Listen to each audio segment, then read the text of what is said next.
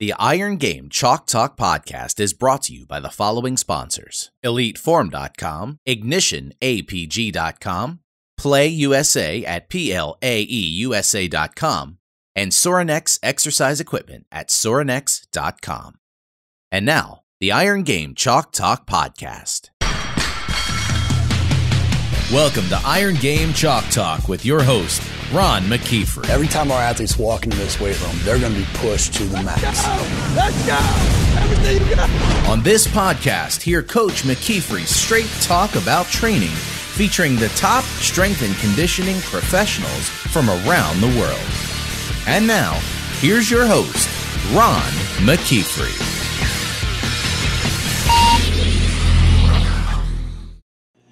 Hey guys, welcome back to Iron Game Chalk Talk, episode number 86. Iron Game Chalk Talk is a weekly podcast where I bring you experts in the field to talk shop. If you haven't already done so, please subscribe to us on iTunes or YouTube, or join the mailing list at ronmckeefery.com to stay up to date with the latest guests and anything else that we have going on. Super pumped to have Jim Wendler with us today. Jim is the creator of the 5-3-1 system that so many of us use, and including myself. And I wanted to make sure I got him on the show. I've been trying to do it for a year. And finally I had an opportunity to sit down and talk with him. And I know you're going to get a ton out of this. We talk a little bit about, his process, just with so many of these systems. The process always intrigues me. And so we sit down, we talk about the process in which he came up with the system, kind of why he felt the need to write beyond 5-3-1 and expand on it a little bit. And then what were some of the common mistakes that he sees strength coaches make around the country, around the world, using his system. And so we get into some great stuff. Great guy, fantastic person, and just down to earth. And I know everybody's going to take some stuff away from this. Before we do, we want to make sure we recognize our sponsors.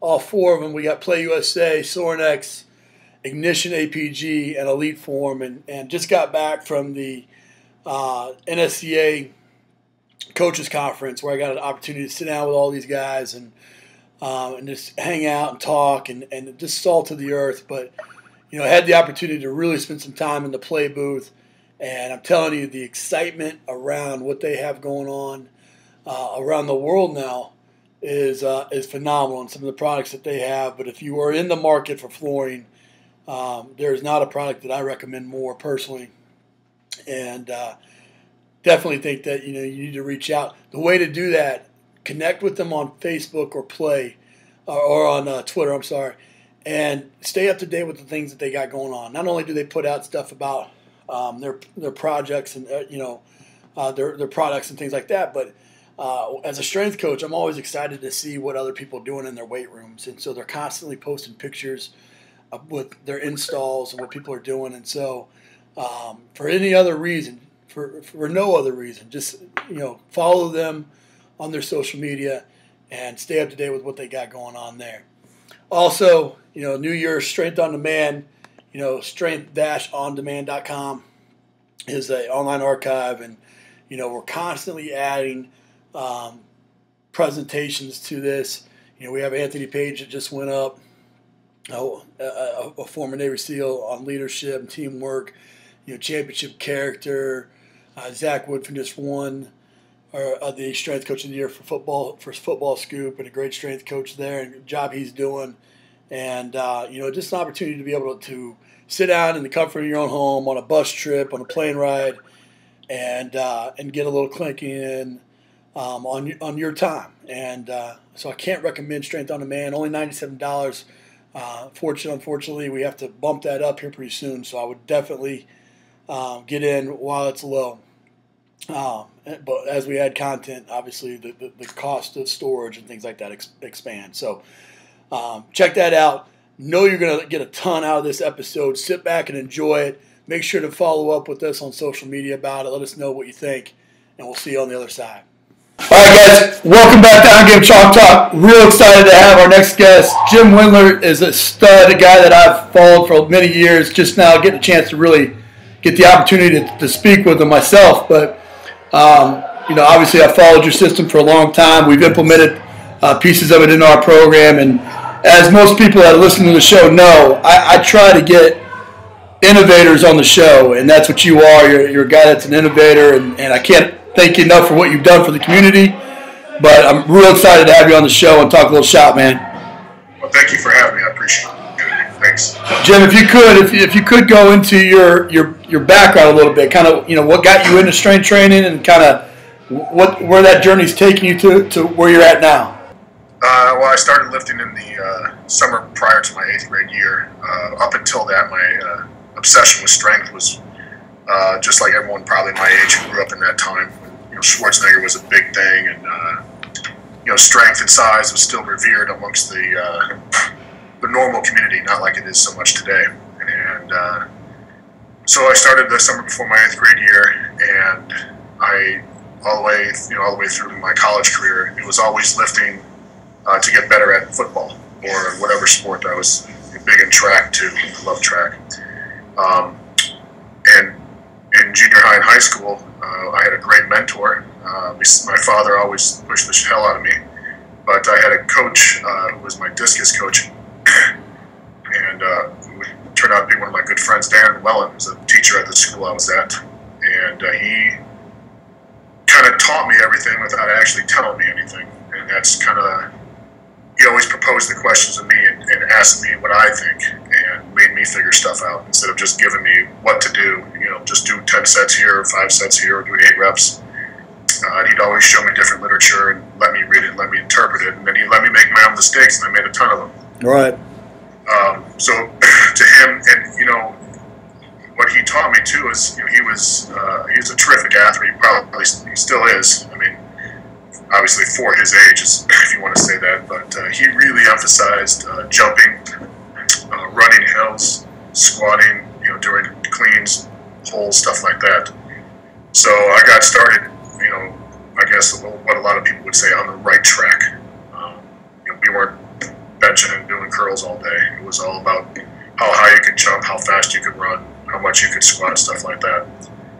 When I got to college, Dan Worth was the strength coach there. I don't think he's actually involved in collegiate strength and conditioning anymore, but he took me under his wing a little bit too and taught me a lot of stuff. And he, as you well know, this is pretty rare, he kind of let me do whatever I wanted because he knew he wasn't going to contain me.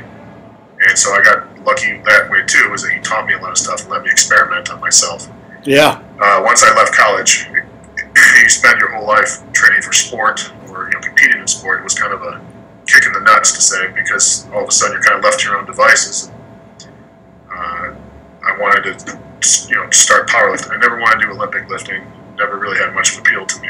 So I still wanted to squat. Yeah. And, at least in competition, I understand Olympic lifter squat. Anyway, to make a long story short, I read an article by Louis Simmons, or an interview with him or something, and I was like, this guy's awesome because he's crazy. And he didn't pull any punches. He never lied about his drug use. He was all about squatting big weights. He didn't give a shit how, or what you thought about it. He just wanted big numbers, and I thought that was perfect. So I started doing a little bit of research there and started, farting around a little bit as best as I could with his articles and piecing things together. And eventually I got hired as a GA at the University of Kentucky. The head strength coach that was there at that time was an assistant at Arizona when I was in Arizona. Yep. And I should probably preface that and say that I played football at Arizona.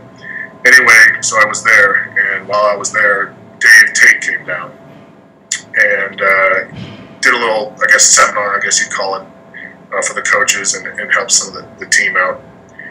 And Dave and I hit it off right away, like within minutes. We were talking and laughing and stuff. And from that, relationship bloomed, and I eventually left UK and went to work with Dave at EFS.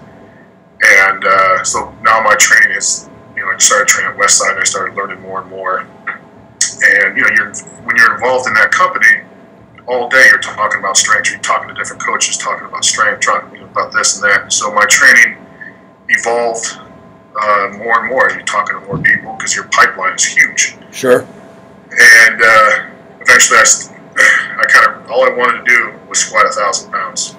So once I did that, I wanted to lose the weight and just feel a little bit better, but I still wanted to be strong. Right. To make a long story short, I had I was kind of burnt out. I wanted to do something different. I wanted to do something of my own, and I felt like I had enough. You know, you're trained for 20 some odd years. You pick up some shit along the way, right? Yeah, no doubt.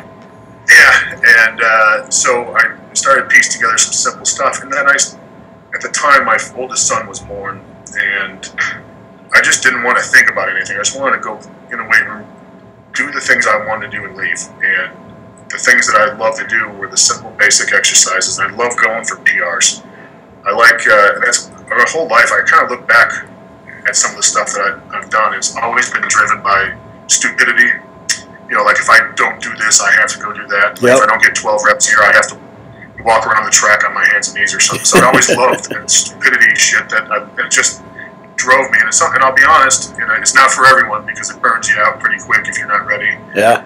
And it's emotionally taxing, but that's the only way I know how to train. I was just training a kid here, and he was asking me, you know, how my back was doing and stuff. And I'm like, man, I guess I could fart around with some exercises, but it's kind of boring. If I'm not 100% going all out, I don't really want to do anything. Again, not the best thing to do, but it's who I am. Sure. So the 5-3-1 program evolved because I wanted to go in the weight room, not think about anything, look at a number, beat a number, and then go home. That's pretty much what it is. Because I had a kid, he was just born. It's a little crazy, not getting a lot of sleep. And it took about 2 years to figure everything out with percentages, which sounds ridiculous. I call it the Beavis and Butthead effect. You know, when you see Beavis and Butthead, you say, well, I could have done that. Well, you didn't do it, asshole. Sorry. So, you know, a lot of people say, how could it take 2 years? And well, there's a lot of bumps and bruises, and, part of it was the percentages. And the real thing was once I started telling my friends about what I was doing, I started being able to experiment a little bit with them, and that's when we came up with the idea of a training max. At least I did, because I noticed if you put the training max lower than your actual max, for example, if you bench press 400, your training max would be 360 or something. We all got better without killing of ourselves all the time, and it allowed training, if you had a bad day, to still be successful. Mm-hmm. So anyway, that's kind of how it evolved, and now I eventually left EFS. And ironically, I just talked to Dave a couple of days ago. We were at a meet, and we talked for about 3 hours or something. And we were just laughing about some of the old times. But now I work exclusively at home. My mouth's a little dry. I never talked this much. And my wife and my wife handles most of the business stuff, and I just handle most of the creative end, writing, doing stuff like this. We have a son together, so I have 2 sons now, and one is 3 and he's sleeping right now because if he wasn't, we would never be able to do this. That's right. So, but that's the whole thing. It's funny because when I started training, I was running hills, doing tons of bounding over hurdles, box jumps, and med ball throws, and shotgun throws, and doing cleans, and deadlifts, and squats, push presses, and stuff. I come back, and I think I'd have to do the math, but something like 27 years now of training. And it kind of, we call it the full circle effect. I'll come right back to that. And of course, it's tailored a little bit for my body's a little banged up and stuff like that, but still doing that is just, alter a little bit for me. And now I get to work with some kids in the neighborhood, which has been really good. So, I get to experiment a little bit with them. And it's always funny because I always laugh at people when they say, I did this, and this, and it doesn't work. And I'm like, dude, I've had like 100 kids do this. And so how come my weight room is the only weight room in the world that people get stronger without doing a lot of assistance work? And all these kids break records every week, and just, of course they're young, and I understand that's how it goes. But it's amazing when you have a simple program and it's being coached by someone who knows what they're doing, as I'm sure you well know. And I call it the nuclear submarine effect. Me and Ron have zero experience in a submarine, right? I assume you've never been in the Navy, right? I've never been in the Navy, no. Okay, if you and I got into the world's best submarine, it would just sink right to the bottom of the ocean, we'd die. Because we need a good captain. That's right. And if you don't have a good captain, then you're going to, no matter how good the program is, you're going to die. And what I try to do within the program is eliminate a lot of the need to think too much, especially for young lifters and people who are professionals in other areas. You have to understand that a lot of people love lifting weights, but it's not their job. They just want to come in and kick a little ass and get out. Right. And that's what I try to do, is make that as simple as possible. And that's kind of how my mind works too. I drive my wife nuts all the time. Everything to me is black and white. It's you hit it or you don't, right? yeah, it's like, man, this is just how it is, and drives my parents nuts too. If I don't want to go somewhere, I don't go. No, I hear you, man. And what I loved about it, and again, I think just like all of us, we kind of go through our phases. And where I was at when I was introduced to your program was, it was basically a linear periodization model. We peaked to a certain point. Yes. And I hated it because I would go 8 weeks, 9 weeks, whatever it was, and I wouldn't know where the guys were at. And then all of a sudden test day hit, and if they had a great day, it was great. If they had a bad day, it was bad, And what I really liked about your system is kind of what you're talking about. It empowers the athlete. They're walking out empowered. They feel like if they hit their goals for the day, they're feeling confident, right? And then, there's this daily goal that they know they got immediate feedback on whether or not they were successful or not. And so I in a lot of ways, we switched over quite a bit, with most of our testable lifts with the 5-3-1 method. And my question, I guess, is, when you were writing this program and you were coming up with this process, did you think like an athlete, like a football player, or were you thinking like a powerlifter? And let me clarify that by saying I know powerlifters are athletes. Yeah, well, they're as much as bowlers are, right? Yeah. It's funny because everything, no matter how hard I try, is going to be rooted in athletics, no matter what I do. It's kind of like a kid who grows up in New Orleans playing the guitar. No matter what he's going to do, all his wrists and guitar bends are going to be slithery because that's where he comes from. So I wanted something. So yes, it was definitely athlete-based, and touch on what you said about testing in collegiate athletics, and you know as well as I do that a lot of coaches, head coaches, not football coaches, not strength coaches, but football coaches, they love to see the numbers. Oh yeah. And the problem is, if you test one day out of a 12-week summer, there's a good chance some of them are not going to have good days. That's just the reality of the situation. Absolutely. It drove me nuts because not only do you have these kids test in the squat, bench, or clean, or whatever you tested, but they're also testing their conditioning. Right? They're doing whatever conditioning test the coaches come up with. Sure. So what ends up happening is, some of the kids end up running a little bit more towards the end of the 12-week cycle, however long it is. And they end up shitting the bed, with a lot of the lifts. And he may be better on week 9, just for whatever reason, he got more sleep. And now you can see, well, he had a great week that week, or a great day on that. And honestly, and you know this as well as anyone, in a football season, when do you peak? For 2 days? Right. For the first game? For homecoming? For the play, to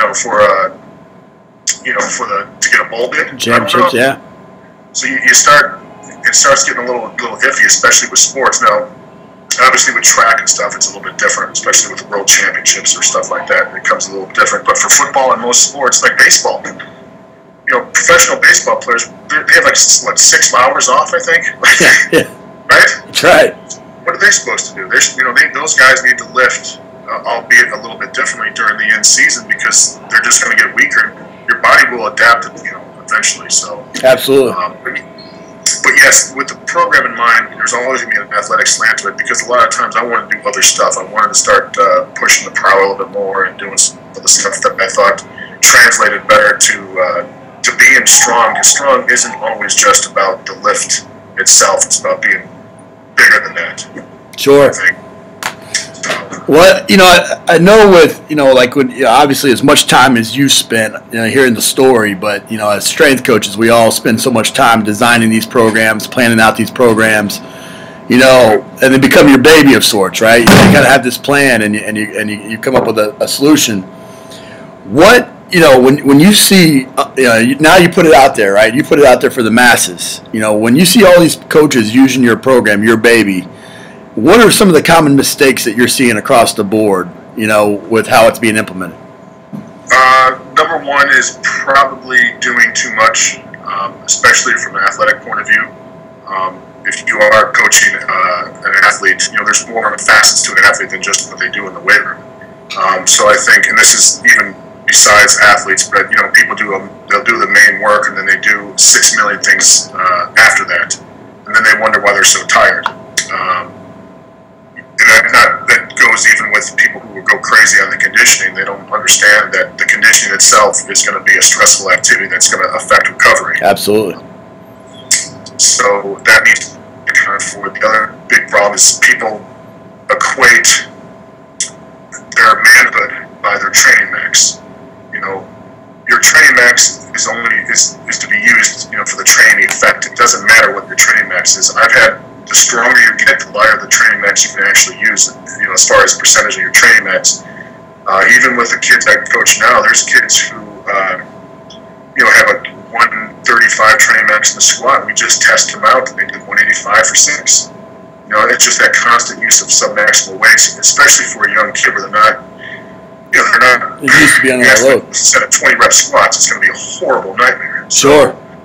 And what that allows is now they're getting stronger, but they're also not fatigued to go out and do other things that a lot of these kids do with multiple sports and stuff like that, especially during the summer. So the training max would be a big thing. Doing too much, I think one of the big problems is you have a lot of people who don't have the experience and the knowledge and try to change a program that I know works. Now, I understand the need to try and make it your own, or you think you know what's best, but you don't. And, not only do you have my experience going in there, but you have other people's experience that I've worked with, friends of mine and stuff like that who said, hey, we need to tweak this. I think this is a little bit better. So you have all this combined knowledge, and then you give it to someone who's been doing curls for 2 weeks, and they're like, no, I know what's best. So it's best that you follow the advice of someone who's been there, do it for a couple years, 5, 10 years, and then you can branch off on your own. Sure. And it sounds, I always think, it's, 5 years? Man, 5 years is nothing. It really is. Especially as you start to get older, you're like, 5 years, I still can't believe it's 2014. Right. I remember, it's just crazy to think. Whatever. So those are the big things. Is you got to trust a little bit in the person doing the program. It's funny. I just got a message from someone that said, once I stopped trying to make it my own and just did what you said, that's when all the gains happened, and I didn't go nuts. And just, so. Absolutely. A guy sent me something on Facebook. His deadlift went from I can't remember, it's like 255 to 405 in a year. Wow. And that's someone who's struggling with it and stuff. He just stuck with the program. So. Sure. Well, you wrote the book, and then you came up and you followed it up with Beyond 531. What did you feel was missing the first time around that you wanted to kind of come back and add to? Well, what's funny is it's never about, I never thought anything wrong, it just evolves. And even today, I have over 200 pages worth of new material that we've evolved the program even more. Sure. So the important thing to remember, though, through all these evolutions is I stuck my stake in the ground, like Florida State style, that guy comes out. And when I wrote the original book, I wrote all the text, and I sat there and just read it and read it and read it. And then I wrote the beginning, and that's when I came up with the 4 principles. And everything I do, I have not yet found another principle to put in there. When I do, and I feel like it's strong enough, I will. So everything I do is based on those 4 principles. That is, start light, progress slow, set PRs, and use big movements. Squat, bench, deadlift, power clean, stuff like that. Sure. So every program, even though it may look a little bit different, or percentages are a little bit here and there, they still adhere to those 4 basic principles. So with the Beyond program, it just was the simple evolution of working with more people, and then people coming to me and saying, hey, we may need to work something out. This, I need to do this or this. And I'll say, okay, let's figure out how I can put this into the program and not make it too confusing. A lot of people are really big on what we call first set last. So, for example, we do 3 big sets, and we drop down and do what we call FSL, the initials for first set last. And then we work within that to get some extra volume in on some of the movements, which is good for a lot of people, but for a lot of athletes and stuff, it's horrible because you're a coach for, I assume, football. Is it all sports or just football? Well, primarily football, yeah, but primarily football. You you can't go out and sprint a guy after he did 10 sets of 10 on the squat.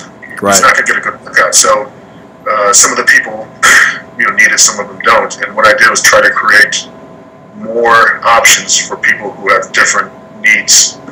And that's it's really crazy because I never thought in a million years that this would ever amount to how big it was. Sure. We've sold hundreds of thousands of books, and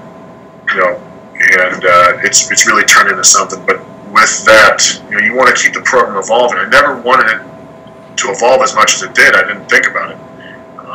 But just trying to make it better. That's all I'm trying to do. Yeah. I can't stop thinking about it. I stay up at night and I just dream and think, and then it's all of a sudden it hits me. So. No, that's fantastic. Well, you kind of brought it up. I mean, you said it as a football player, and obviously in a college setting, you kind of have an 8-week cycle in the winter, and you have an 8-week cycle in the summer. And when you have to factor in all the components of athleticism, speed and power and balance and kinesthetic awareness and coordination and skill acquisition and all this stuff, if it's you, Jim Wendler, going back into the University of Kentucky, and you got an 8-week program for the winter program, kind of how would you lay out your week, and then kind of how would you lay out your training cycle? Oh man, I think I would do for the football players, let's say, I would do very much kind of how I do it with some of the kids here who are athletes. Is we always start with some kind of mobility stuff. I'm just going to give you a general picture. Yeah.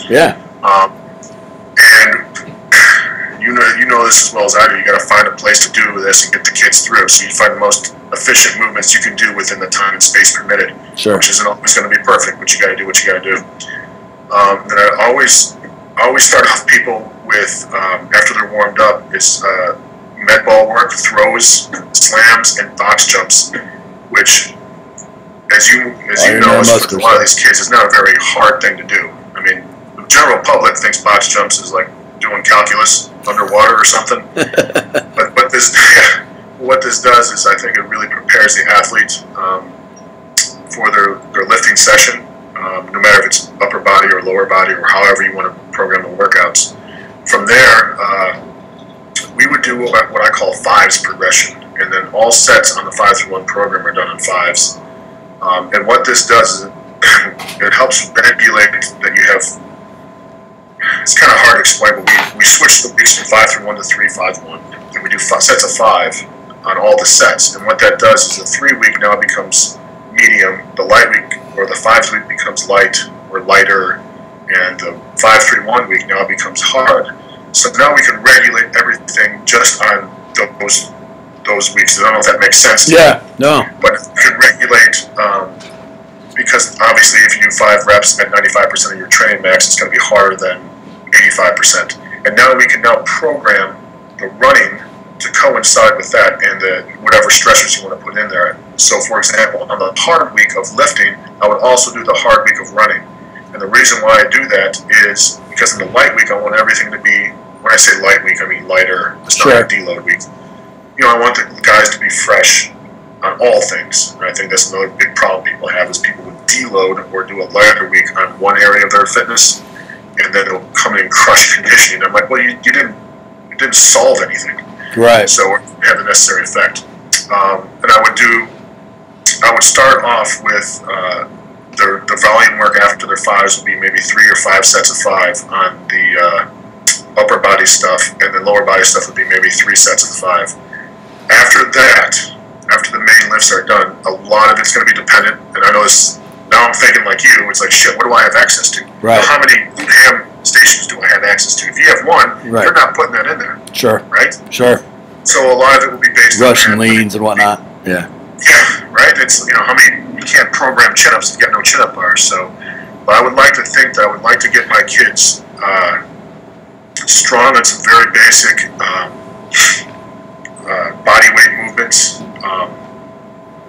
like chins, dips, push-ups, leg raises, as much back raises and stuff like that as possible. And it's that the kids understand that we don't care, how fast you can do a back raise or whatever. We want you to learn how to do the movement, and you actually get stronger with the muscles that we need to get stronger in. And then a lot of it, I want the kids to have big arms because kids want big arms. Now, I'm going to be a friend of the kid if I give them curls, so stuff like that. Right. I would have them deadlift, but I would have them deadlift with a double overhand grip because that becomes a regulator, and grip strength is terribly important. Chin-ups and stuff like that, we're always doing with towels as long as they're able to do them, or ropes. I'm trying to think of anything else. Obviously, a lot of rotator cuff work, shrug work, which is you're going to get at the end of a set of the deadlifts too a little bit. Power cleans, I still think power cleans are great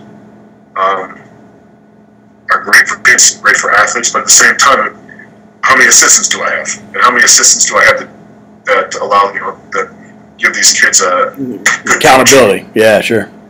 So there's a lot of stuff I'm really kind of setting aside because going from, for example, Tennessee to Eastern Michigan, there's a big difference in facilities. No doubt. Right? Absolutely. So a lot of it has to do with that. But the bottom line is this, is no matter what you do, my job as a strength and conditioning coach or whatever title you want to give you is to make that kid better at a sport. As long as they're in the weight room, we have to maximize what we can do with the facilities that we have. With that in mind, when they're still in the weight room doing lifts with a barbell, my goal is to get them stronger at those basic lifts because that's what the barbell is meant to do. Yep. The barbell is one of the worst things to ever happen is people using the barbell as a conditioning tool when they don't have any strength. And I'm still an old bastard about that. When I'm squatting, I want the reps to be good. I don't care how long. I want 40 seconds rest between your sets. I want you to do the work correctly. And then if we go condition, we'll go ahead and build some character, whatever people call that, right. With stuff like that. So when I still have mobility, and I still think the abs and low back, you can never be too strong there. And so yeah, that's kind of the basic thing. The one thing I always, because you and I talked about this, about peak, really wouldn't peak the guys. Once you start to get to know your guys a little bit better individually, then you can kind of say, all right, let's go ahead and push this last set. We won't do sets of 5. Let's see if we can get 8. And all of a sudden, all these weeks of doing sub-maximum lifting they'll just explode. And then you dial them back down and you get them hungry a little bit. But I want my kids to not only get stronger physically, but I want them to have confidence and feel good about themselves. When they go out to 2-a-days, they are strong and in shape, and I'll give them the best possibility to earn the starting spot. Sure. Now, if I was training myself, it'd be nuts. It'd be stupid. But that's a little bit different. Well, it takes me to my next point. Really, is one of the things that I've found to be difficult is, you go 3 hard weeks of training, right, and then there's a deload week, and we all know that that's not. You're not training, but it's a deload. Yeah, well, the way that we set up the program now is we do 6-week cycles, and then we would deload. The thing is, though, if you do, we're talking about athletes still? Yeah.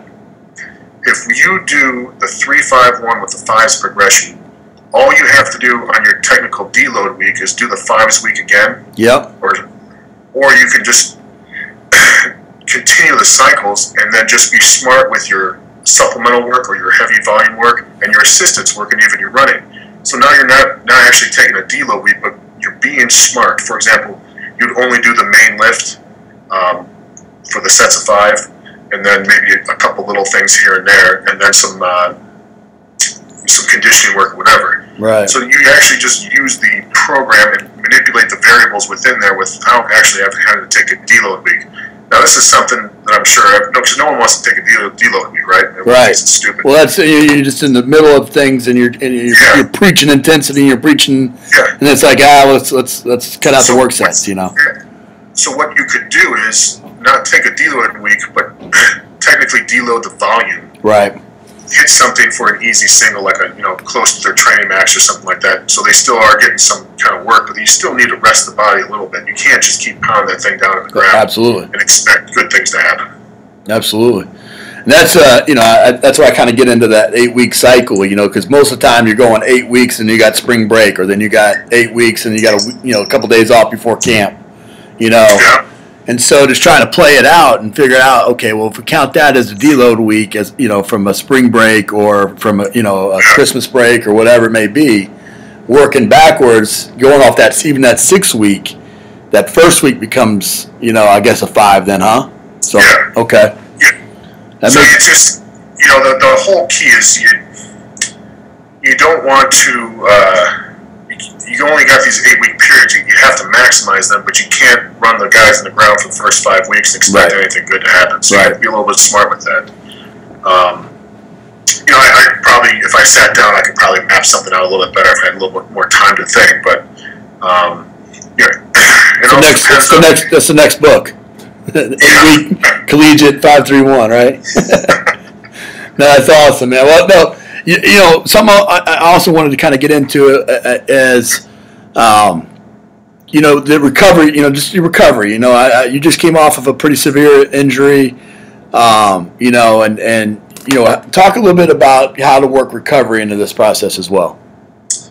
As far as recovery and rehab's a little bit different. We're talk about recovery just from training itself. Yeah, just a little bit of both, really, actually. Okay. Well, recovery, as my wife and I talked about this last week, I want to say, and the number one thing to affect recovery, and the number one rule or whatever you want to say, is not sleeping, is not eating, it's not taking hyperbaric sleep chambers or whatever. It's number one thing is what I call just don't be an asshole in the gym. And your recovery is simply going to be, don't train with a narrow mind. You have to train with a larger thing, larger goal or purpose, and that means not going crazy all the time in the gym, especially the first couple of weeks or something like that, because you'll burn out. Or even, let's say you squat on Monday and you totally kill yourself. Well, you got a bench on Tuesday. Well, your bench is going to suck because you squatted so much on Monday. Right. Just as a stress level, you're going to be tired. So the number one thing is actually working with a program that actually is smart. Okay, for recovery. Number two is obviously eating and sleeping, and it's amazing what happens if you actually get the appropriate amount of sleep for you, which is always going to be different. But in general, if you're an athlete who's training very hard, you need to get at least 8 to 10 hours, which sounds ridiculous for a lot of people, but that's just what your body needs. In fact, we've all seen the studies of drunk driving versus being tired when you drive. It's worse being tired. And you can only imagine how much your body is fighting recovery from a very intense running, jumping, lifting, stuff like that. So, we can all give lip service to sleeping, but I think people really need to make that a huge deal. I'll tell you, with my back injury, I could never sleep more than 3-4 hours, and that was total. Mm-hmm. At nights, and it's because I was in so much pain. I'd be walking up around, I wouldn't go to sleep till 6 or 7 or 8 o'clock in the morning. I'd get a little bit of sleep, and it just starts wearing on you. You start going a little crazy. And the first night I had the surgery, fucking 10 hours. Yeah. Just wow. And I woke up. It's like, wow, what time is it?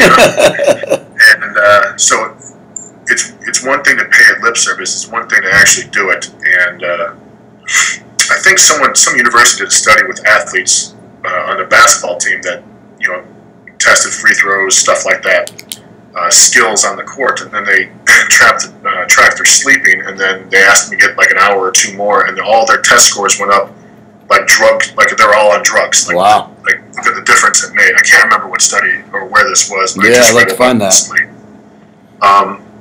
And obviously eating's a big thing. I know. I can imagine how much you fight with your athletes just to get calories by the minute. My strength coach I used to work with, someone came in, with their stupid little ideas about, the kids need to eat brown rice, and the guy's like, "Are you serious? Dude, if I would be happy if they would eat pizza." Yeah, that's right. They want them to eat something. That's right. Be happy if they just ditched the light beer and drank real beer. And so, I think, and the craze of being skinny, and people are afraid to gain weight, afraid to eat any food, Right. And it ends up being that the recovery goes in the crapper, and they don't gain any weight, and they don't get any stronger. So again, we can pay that lip service all they want, but the 99% of people I talk to that are young have horrible eating disorders. They're afraid to eat. Sure. And then it's always I never understood these kind of people who want to bench 500, but don't want to pay the price. Right. It's beyond me that anyone would ever, like, if someone told me when I was a young kid, hey, like Barry Sanders or Tom Rathman came up to me and said, listen, here's the secret, you got to eat 10 pounds of whipped cream a day. I'd be like, all right, that's what we're doing. That's right. Whatever it takes. And then, but people, what I call them asterisk goals. That's right. Like, I'm going to bench 500, but, and then I want to be able to run a 2-minute mile. Like, dude, it's not going to happen. And then, of course, they tell you about that one guy they knew in high school that did it. Right. They use the exception to prove the rule. But if you have a goal, you should be, at least in my estimation, if you're really serious, you should be willing to do whatever it takes, no matter what it takes to get there. And you can see there's a difference in those kind of people that are willing to do that stuff and the people that give themselves. It's almost like they want to sabotage their own training, no doubt, their own life. No doubt. That's going a little bit deeper. So, again, we pay a lot of lip service to diet and stuff like that. It's still very important. And then there's always these little things my wife calls the life stressors, and those things, for example, you've read the studies of. You get divorced, someone dies in your family, if you move, all the different things. And you see a lot of people who don't take control of the things that they can control in life. And that could be finances, relationships, stuff like that. Outside of the world of this training, it's chaotic. And that's going to take its toll. And it will, especially the older you get and the bigger the problems you have. When you're in high school, a lot of your problems are big to you, and sure. They mean something, but they're not big in terms of everything. All of a sudden, you have a family and 2 kids, and the check bounces. That's stress. So you need to learn how to control the things you can control. Learn not to worry about the things that you can't control, and then really, this sounds very ridiculous to say this, but it comes down to just living within your means. Right. And for a lot of the adults out there, that's how many problems can be solved if you just weren't in debt. You're right. Absolutely. Absolutely. And you hit on a great point. And a lot of I talk to coaches from all over the world, and people, just outside of this profession, they don't understand why, as a college strength coach, you're so involved with their life outside of the weight room. Why are you chasing them down to go to class? Why are you chasing them, to do this, or why are you doing this? Because you hit it right on the head with every one of those outside stressors affects those 2 hours that I have with them. They have 22 hours to sabotage what we were trying to do. Exactly right. And so I don't want to fight. I just don't want to beat my head against the damn wall all day long. If they're not going to affect that. So you're absolutely right, and that's why so much of what we do and so much is from a strength and conditioning standpoint stems from the sports psychology and the communication, and like you said, you mentioned all those stresses. Being in college is one of the most stressful times in your life. Planning out your life and what to choose for your major, or playing in front of 100,000 people, and all those things. That there's a little bit of stress associated with that. So you gotta definitely address that with your training, and I couldn't agree more. I know you got one sleeping right now, so I want to get you going. But we kind of end the show always with some resources. So give me the best piece of coaching advice you've ever received. Wow. From a strength coach, it'd probably be from Louis. He said, training isn't about training maximally, it's about training optimally. And that means a lot of things to a lot of different people, but basically you got to find your own little thing and do it optimally.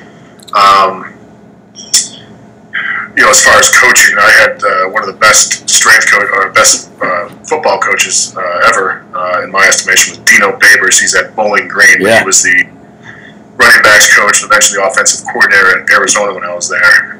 And he had 2 things, and I'll always remember him. He always quoted Walter Payton, who said, "Never die easy, always die hard."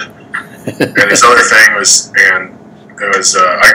my whole life I've been just surrounded by coaches. My dad was a coach. Everything in my life was coaching, and things are much different today. But things were just you either did it or you don't, and you just got thrown to the sideline if you didn't produce. That's just the way it was, and you had no hard feelings. But Dino Babers, one time, his big thing was, don't tell me about the pain, just deliver the baby. I don't give a shit how hard it is or what your problem is. If you're black, he always told me, I don't care if you're black or white. If you're good, you're going to play. Right. And being a running back, obviously a white guy doesn't, stands out like a sore thumb in college. So I always took that as, even when I answer questions, it's just brief, and I try to tell them exactly what it is. And people sometimes think that's a little brash and rude, but how else are you supposed to be? I'm not going to coddle you, So that's two of the best coaching things I've ever heard. No, that's awesome, man. That kind of gets the quote as well. How about we'll link up all your books and whatnot as well. But give us a book that you recommend. Maybe give me one that's strength and conditioning related and one that's outside of strength and conditioning. Oh wow, I'm looking at I got tons of books here. Strength and conditioning related, I would always recommend Ripeto's book, Starting Strength. The reason why I do that is, everyone needs to learn the basics of the lifts before they try it. It doesn't really matter how good you program if you're doing the lifts horribly. It's going to go really bad. And Mark's a friend of mine, and Mark is someone, I do agree with most of his stuff and all that, but he's more than just that to me. Wow, the books I read, I'm trying to think. I read incessantly, so I don't know if I could recommend one thing. I'll do something totally off the wall that no one has read. Okay. And it's a nice... Those are the ones I like. It's a little erotic. It's called The Fermata by Nicholson Baker. And my uncle, who is a voracious reader, gave me the book under the table one time at a family gathering. He's like, dude, you just got to read this. Don't tell your mom. And it's just a crazy book about this guy who can stop time. And it's his diaries and crazy stuff that he writes and does to people. It's not recommended for high school kids, even though I read it back then. It's just a very different book. And I don't read philosophy because my philosophy on philosophy is I don't need another man telling me how to live my life. I just think that's ridiculous. So... Yep. But anyway, okay, come on. Anything else? That's great. All right, last two things is, I can't imagine you being a huge app guy, but if there's an app that you use for your own productivity or something you recommend, and then a website that you generally check out. It's not X-Hamster. I don't use any apps, I'll be honest with you. I've been trying to tell me to do an app for the 531 program, and the reason why I don't do it is simply because I don't think your phone and an app belongs in the weight room. And people fight me on that all the time, but it's just what I believe. I think a weight room is a sacred place. You don't bring your phone. You don't bring any of that stuff in there. It's between you and the barbell, and you don't need music. I listen to music all the time, but you don't need that. You just need effort. And people need to put more effort into the actual lifting than they need to do about complaining on the internet and bitching and doing everything else. And the website I go to, I could recommend. I don't go to any lifting websites. I go to all music stuff. And so, say there's two ones I go to.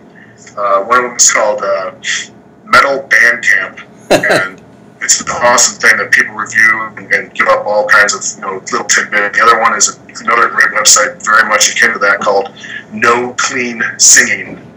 Clean singing meaning everything we listen to sounds like a guy screaming through like he's been gargling Drano. So those are the things I usually go to. It's funny. I'm in a band, and my drummer was like, "Man, I gotta."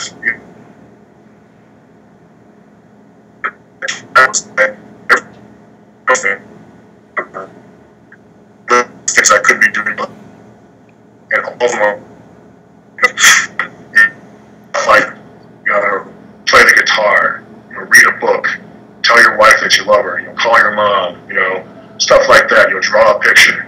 And it's amazing how much your life will improve. Ironically, of course, we're trying to sell this to people, right? Yeah, no, right. No question. The point being is there's a lot more things in your life, and I think people get sucked into this weird world where they're not doing anything. They're not performing. And all the great men in this world have done. They don't sit around. Absolutely. I couldn't agree more, man. Well, I can't tell you how much I appreciate you coming on the show, and like I said, it's one of those things, and I say it on the show quite a bit, but For people that take the time to produce resources for other coaches, people don't understand how much goes into that, and I do. And so I truly appreciate what you've done for our profession. I truly appreciate the manual and things that you put out, and I can't thank you enough, man, for sharing with the community. Thank you. I really appreciate you saying that. It's nice to hear. Absolutely, man. Well, have a great holiday. We'll talk to you later, man. Bye-bye.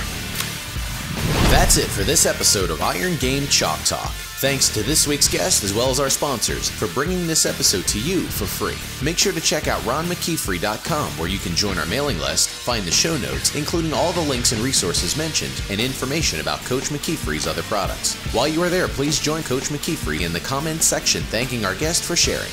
If you haven't subscribed to Iron Game Chalk Talk on YouTube or iTunes yet, make sure to do so. Comments, ratings, and reviews are always welcome. Coach McKeefery can be found on Twitter at @RMcKeefery, on Facebook and YouTube at /Ron.McKeefery. That's it for this week. Be sure to check back next week for another great episode of Iron Game Chalk Talk.